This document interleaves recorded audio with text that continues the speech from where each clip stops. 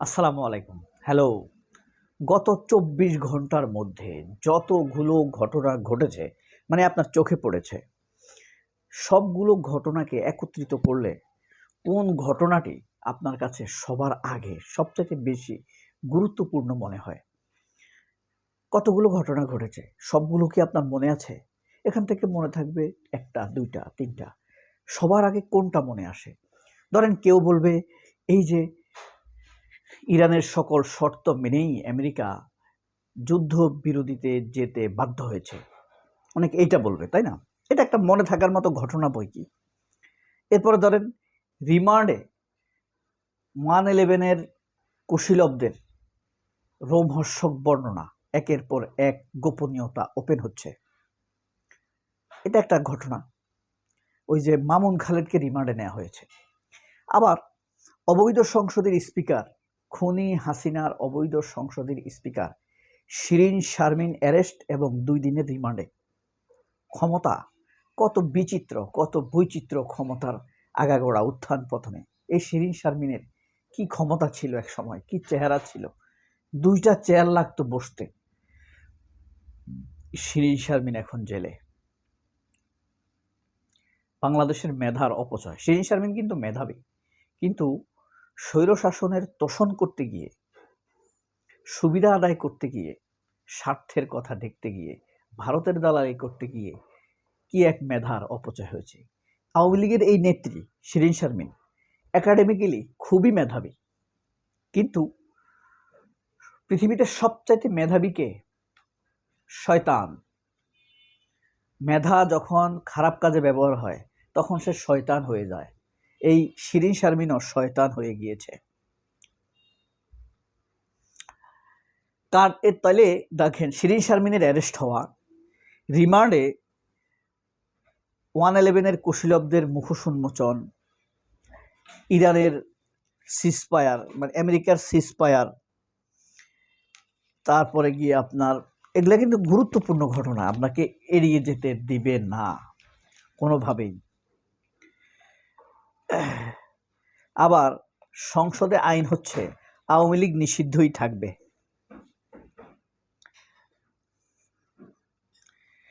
এই ছিল মূলত মনে থাকার মতো ঘটনা। কিন্তু আজকের দৈনিক আমার দেশ পত্রিকা প্রধান শিরোনাম করেছে, মার্কিন টার্গেট ইরানের বিদ্যুৎ কেন্দ্র ও রেল সেতু। আন্তর্জাতিক খবর, ইরানের খবর, ইরান এক ধরনের বিজয় অর্জন করেছে বলা যায়। শেষ পর্যন্ত তাদের কথাই থাকলো। আরও একটি হৃদয় বিদারক ঘটনা, বিসিবির পরিচালনা পর্ষদ ভেঙে দিয়েছে। অ্যাডহক কমিটির প্রধান হয়েছে সুবিধাবাদী, বেয়াদব, টাউট, সুরের বাচ্চা তামিম। মেয়াদ নির্ধারিত 3 মাস। আমিনুল ইসলাম বুলবুলের মতো একজন নিঃস্বার্থ ভালো মানুষ, সৎ মানুষকে ভদ্রতার সাথে বিদায় দেয়নি আরেক ফুটবলার। নাম বলতে ঘৃণা হচ্ছে। তার জন্য একসময় আমরা দোয়া করতাম, অ্যাক্টিভিজম করতাম মুক্তির জন্য। কুত্তার মতো আওয়ামী লীগ তাকে এদিক সেদিক নিত। বেয়াদব এখন মন্ত্রী হয়ে, বেয়াদব যখন মন্ত্রী হয় তখন আসলে এমনই হবার কথা। আচ্ছা, যাই হোক, তুরস্কে এই যে মার্কিন টার্গেট ইরান খারাক দ্বীপে আবারও যুক্তরাষ্ট্রে হামলা করেছে, কিন্তু পিছু হটতে বাধ্য হয়েছে। ইরান সভ্যতা সম্পূর্ণ ধ্বংস হয়ে যাবে যদি পারমাণবিক বোমা নিক্ষেপ হয়, তা তো হবেই। ট্রাম্পের হুমকি, মধ্যপ্রাচ্যের বাইরেও ইরান হামলা করতে পারে। আর আমাদের সম্পাদক মাহমুদুর রহমান একটি কলাম লিখেছেন, বিশ্বজুড়ে স্লোগান উঠুক, নো কিংস। এটা কেন বলেছেন জানেন? ইরানে আগ্রাসনের পরে ইউএস প্রেসিডেন্ট ডোনাল্ড ট্রাম্প যেই অস্থির কথাবার্তা, অসত্য মিথ্যা কথাবার্তা বলছিলেন, তখন ইরানের জনগণ, প্রায় 90 লক্ষ জনগণ 800 শহরে রাস্তায় নেমে আসে। তারা বলছে, উই নো কিংস, আমরা কোনো রাজা চাই না, আমরা জননেতা চাই। সেই কথাটি মাহমুদুর রহমান কোট করে আজকের কলাম লিখেছেন। কলামটা সুন্দর এবং মাহমুদুর রহমানের কলাম বরাবরই চমৎকার, ঝরঝরে, ফুরফুরে, ফ্যাটলেস, চর্বিহীন লেখা লেখেন, খুবই মজা লাগে। হামে মারা গেল এ পর্যন্ত 11 শিশু, হাসপাতালে 1236।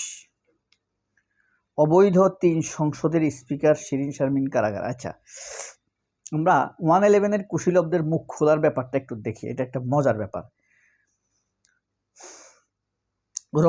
2 সম্পাদক এবং আওয়ামী লীগের কিছু নেতার অশুভ আঁতাত বিচারের আগেই তারেক রহমানকে দুর্নীতিবিদ হিসেবে উপস্থাপন।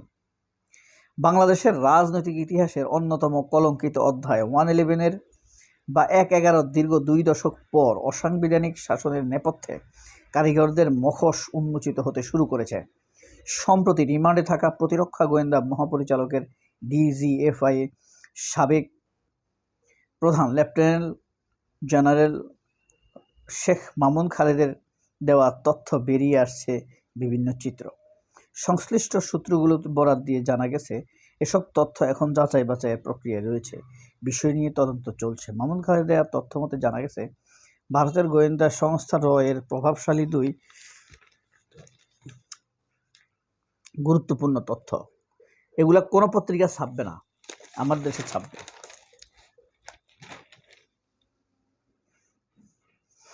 সংবাদপত্র বাংলা এবং একটি ইংরেজি। বুঝছেন কোন সংবাদপত্রের কথা বলছে? মানে 2টি সংবাদপত্র এবং সেই 2টি সংবাদপত্রের নাম আপনি যদি এই পর্যন্ত ভিডিওটি দেখেন তাহলে কমেন্ট বক্সে লিখবেন। আওয়ামী লীগ নেতা তথাকথিত সুশীল সমাজের কিছু ব্যক্তি অশুভ আঁতাত কীভাবে দেশের গণতান্ত্রিক কাঠামোকে ধ্বংস করার দ্বারপ্রান্তে নিয়ে গেছে। সংশ্লিষ্ট নির্ভরযোগ্য সূত্রগুলোর বলছে, রিমান্ডে মাহমুদ খালেদ একাধিক সংবেদনশীল বিষয়ে তথ্য দিয়েছেন। ষড়যন্ত্র ব্লুপ্রিন্ট সেনানিবাস থেকে দাতা সংস্থা। রিমান্ডে প্রাপ্ত তথ্য অনুযায়ী 1/11 পরিকল্পনা হুট করে দেওয়া কোনো সিদ্ধান্ত ছিল না। 2001 সালে বিএনপি নেতৃত্বে 4 দলীয় জোট সরকার ক্ষমতায় আসার পর থেকেই একটি বিশেষ চক্র সক্রিয় হয়ে ওঠে। 2006 সালে শুরু থেকে দেশের প্রভাবশালী একটি বাংলা একটি ইংরেজি দৈনিক সুপরিকল্পিতভাবে সরকারের বিরুদ্ধে নেতিবাচক প্রচার শুরু করে। তথাকথিত যোগ্য প্রার্থী বাছাইয়ের নামে এনজিও সুশীল সমাজ সরকারের বিরুদ্ধে কার্যক্রম পরিচালনা করতে থাকে। গোয়েন্দা ফিড, মিডিয়া ট্রায়ালের অন্ধকার অধ্যায়। 1/11 পরবর্তী 2 বছর দেশের এই প্রভাবশালী 2টি পত্রিকা কেবল সংবাদ মাধ্যম হিসেবে কাজ করেনি, বরং তারা ছিল ডিজিএফআই এর অঘোষিত মুখপাত্র। গোয়েন্দা সেলে রাজনৈতিক নেতাদের উপর নির্যাতনের মাধ্যমে আদায় করা বানোয়াট পরিকল্পিত তথ্যগুলো তারা কোনোভাবে যাচাই বাছাই না করেই ছেপে দিত। বিদেশি কানেকশন, চন্দন নন্দী ফ্যাক্টর, রাজনীতিকরণ ও সংস্কারপন্থী কার্ড, ইতিহাসের কাঠগড়ায় সুশীল কলম। এই ছিল আজকের আমার দেশ পত্রিকা, অর্থাৎ 2 সাংবাদিক ভারতের দালালের নাম এখানে উঠে এসেছে। আসসালামু আলাইকুম।